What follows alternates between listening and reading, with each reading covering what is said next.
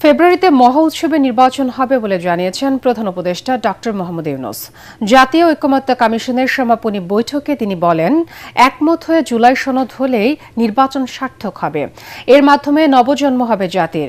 সংস্কার ও জুলাই সনদের বিষয়ে সমঝোতায় আসতেই হবে উল্লেখ করে প্রধান উপদেষ্টা বলেন, সবাই এক হয়ে বন্ধ করতে হবে স্বৈরাচারের ফেরার সকল রাস্তা। বিস্তারিত জানাচ্ছেন একরামুল হক সায়েম। সকল নেতৃবৃন্দই রাজনৈতিক দলগুলোর সাথে জাতীয় ঐকমত্য কমিশনের সমাপনী বৈঠক। এতে যোগ দেন কমিশনের সভাপতি ও প্রধান উপদেষ্টা ডক্টর মোহাম্মদ ইউনূস। রাষ্ট্র সংস্কারে এই উদ্যোগ পৃথিবীতে নজির সৃষ্টি করেছে দাবি করে তিনি বলেন, সবকিছু নির্ভর করছে এর সমাপ্তি বা শেষ অংশের উপর। এটাকে একেবারে নিখুঁত করার জন্য যে কয়টা দিন বাকি আছে নির্বাচন পর্যন্ত, যাতে করে কোনো রকমের মনের মধ্যে কষ্ট না নিয়ে, কোনো রকমের মনের মধ্যে খুঁতখুঁতি না নিয়ে নির্বাচন করতে পারি, যে হ্যাঁ আমরা জানি আমি কি অর্জন করতে চাচ্ছি, আমরা কি অর্জন পরিষ্কার আমাদের সামনে, আমরা সবাই মিলে করছি। আমরা কিছু বোঝাপড়া করেছি, এটা দেশের জন্য করেছি, জাতির জন্য করেছি। আবারও ফেব্রুয়ারিতে নির্বাচন আয়োজনে দৃঢ় প্রত্যয় জানান প্রধান উপদেষ্টা। তবে সমঝোতা বা ঐক্যের মাধ্যমেই তা হতে হবে বলেও জানান তিনি। জাতির সত্যিকার নবজন্ম হবে, এটা শুধু নির্বাচন না, এটা নবজন্ম। সমঝোতা বলেন, ঐক্য বলেন, যাই বলেন, যখন নির্বাচনে যাব একমত হয়ে সবাই যাব, এর মধ্যে কোনো দ্বিমত আর আমরা রাখবো না। এই একমাত্র আমাদের জীবনের অভিজ্ঞতা, এটাই হবে। একটাই অভিজ্ঞতা পাবো, এই জিনিসটা আমরা করতে পেরেছি, সুন্দরভাবে করতে পেরেছি। প্রধান উপদেষ্টা বলেন, সংস্কার এমন ভাবে করতে হবে যেন স্বৈরাচারের সব পথই বন্ধ হয়ে যায়। স্বৈরাচারের রাস্তাগুলো বন্ধ করে দেওয়া, প্রত্যেকটা, কোনো দিক থেকে সে যেন আর বের হতে না পারে। তো সেই স্বৈরাচারকে বন্ধ করতে হলে আমাদেরকে সব একমত হয়ে এটা করতে হবে। আমার একান্ত আবেদন, যখনই আপনি এই সনদ করবেন, কোলাকুলি করে যে হ্যাঁ আমরা একমত হয়ে গেছি। এ সময় তিনি বলেন, সংস্কার কি চাই তা ঠিক করাই বড় কাজ। বিশেষজ্ঞদের সাথে আলোচনা করে বাস্তবায়নের পথ বের করা হবে বলেও জানান তিনি। আলাদিনের প্রদীপে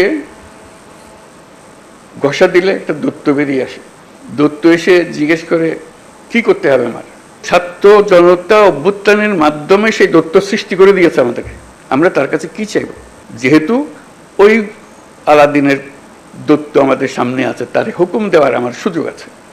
এই আমি চাই, কি চাই সেটা ঠিক করি, কিভাবে করবে দৈত্য ঠিক করে দেবে, কোনো অসুবিধা নেই। আমরা এই চাই, এই চাইয়ে তখন আমরা এক্সপার্টকে বলবো যে এই চাই, কাজে আমাদেরকে এইভাবে করে দাও, তাহলে আমরা সে পথে অগ্রসর হতে পারি।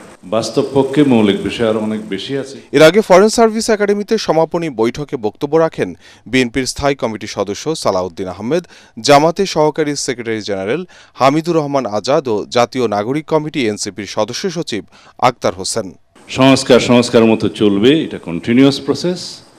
বিচারে কখনো টাইম লিমিট করা যায় না, ও বিচার হবে তাহলে, কিন্তু নির্বাচনকে এটার কন্ডিশনাল করা যাবে না। আর যদি ফেব্রুয়ারির প্রথমার্ধে বাংলাদেশের নির্বাচন অনুষ্ঠানের জন্য যে কোনো রকমের একটা অনিশ্চিত পরিবেশ সৃষ্টি হয়, সেটা ফেসিবাদ চেষ্টা করছে। যদি আমরা এরকম কোনো কর্মকাণ্ড করি যে ফেসিবাদী শক্তি সুযোগ পাবে, আশকারা পাবে, সেটা আমাদের জাতীয় জীবনের জন্য, অনেকে বলছে যে এটা ন্যাশনাল সিকিউরিটি থ্রেট হবে, আমি মনে করি এটা রিজিওনাল সিকিউরিটি থ্রেটও হতে পারে। আমরা একমত হতে না পারি, সরকার একমত হতে পারলো না, রাজনৈতিক দল একমত হতে পারলো না, তো যাদের অভিপ্রায়ে অন্তর্বর্তীকালীন সরকার এবং সেই সরকারের প্রতিশ্রুতি, সেটা বাস্তবায়নে আমরা জনগণের কাছে যেতে পারি। জনগণ গণভোট দিবে, গণভোটের ইতিহাস বাংলাদেশে আছে।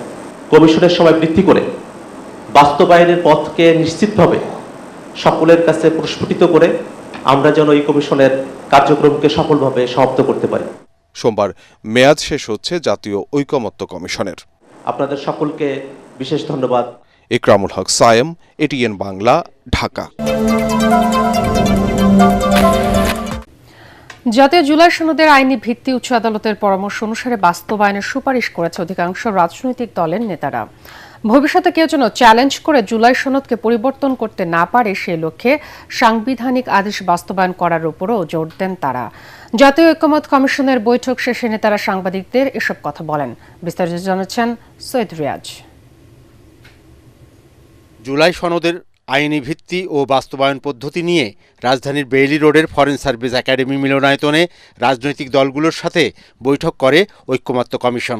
জুলাই সনদ নিয়ে দলগুলোর মধ্যে ঐক্যমত্য তৈরি হলেও বাস্তবায়ন প্রক্রিয়া এখনো ঠিক হয়নি। যারা জুলাই অভ্যুত্থানের সময় শহীদ হয়েছেন তাদের স্মৃতিকে সমুন্নত রাখতেই জুলাই সনদের নামকরণ জুলাই সনদ হিসেবেই করতে হবে। সংবিধান অর্ডার 2025 নামে যদি জুলাই সনদের অর্ডারটা জারি হয়, এটা কোথাও চ্যালেঞ্জ করার সুযোগ নাই। জুলাই সনদে সংবিধানের সাথে সাংঘর্ষিক 43টি ধারা বাস্তবায়নে উচ্চ আদালতের সুপারিশকে গুরুত্ব দেওয়ার আহ্বান জানিয়েছেন নেতারা। জুলাই সনদ ভবিষ্যতে যেন এটা জুডিশিয়ারিতে চ্যালেঞ্জ না হয় সেরকম একটা পদ্ধতি আমরা বের করি। সেই জন্যে আমি এখানে সুপ্রিম কোর্টের মতামতের জন্য আজকে আহ্বান জানিয়েছি। সরকার ঘোষিত নির্ধারিত সময়ে নির্বাচন অনুষ্ঠিত হলে মৌলিক সংস্কারগুলোর আইনি প্রক্রিয়া এবছরের নভেম্বরের মধ্যে শেষ করতে হবে বলে জানান আইন উপদেষ্টা।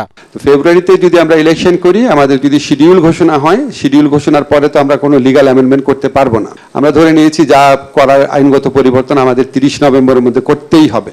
সংস্কার বাস্তবায়নে ঐক্যমত্য কমিশনের সহসভাপতি ডক্টর আলী রিয়াজ সবার সহযোগিতা কামনা করেন। রাজনৈতিক দলগুলোর মধ্যে যে সহযোগিতার ধারা তৈরি হয়েছিল অতীতে, তা সামনের মাসগুলোতে অব্যাহত থেকে অক্ষুণ্ণ রেখে আমরা অবশ্যই একটি চূড়ান্ত পরিণতিতে উপনীত হতে পারব। জুলাই সনদের আইনি কাঠামোর উপর ভিত্তি করে আগামী জাতীয় নির্বাচন অনুষ্ঠানের দাবি জানান নেতারা। তিনি নিজে বক্তব্য রেখেছেন। সৈয়দ রিয়াজ, এটিএন বাংলা, ঢাকা। বিএনপির ভারপ্রাপ্ত চেয়ারম্যান তারেক রহমান শীঘ্রই দেশে ফিরবেন বলে জানালেন সাবেক স্বরাষ্ট্র প্রতিমন্ত্রী লুৎফুজ্জামান বাবর। তার নিরাপত্তা নিয়ে স্বরাষ্ট্র উপদেষ্টার সাথে আলোচনা হয়েছে বলে জানান তিনি। সচিবালয়ে স্বরাষ্ট্র উপদেষ্টার সাথে বৈঠক শেষে তিনি কথা বলেন। ভারতে বসে আওয়ামী লীগ বিভিন্ন ষড়যন্ত্র করছে বলেও অভিযোগ করেন সাবেক এই প্রতিমন্ত্রী। কিছু কিছু জিনিস আমাদের ম্যাটার অফ কনসার্ন হয়ে দাঁড়িয়েছে, উদ্বিগ্নের জায়গা, যেগুলো আমরা ওনাদের সাথে অত্যন্ত আন্তরিকতার সাথে অত্যন্ত সৌহার্দ্যপূর্ণ পরিবেশে আলোচনা করেছি। সেই সৌহার্দ্যপূর্ণ আলোচনার মধ্যে আমরা আসছি বিশেষ করে বর্তমান ইন্টারিম গভর্নমেন্ট, মাননীয় প্রধান উপদেষ্টা এবং বর্তমান সরকারকে সাহায্য করার জন্য। সেই সাহায্য হিসাবে যেগুলো কনসার্ন করে সেইগুলো আমরা ওনাদেরকে আমাদের ব্যক্ত করছি। ওনারা একই জায়গায় একমত পোষণ করছেন। মোটামুটি খুব আলোচনা অত্যন্ত ফলপ্রসূ এবং সৌহার্দ্যপূর্ণ হয়েছে।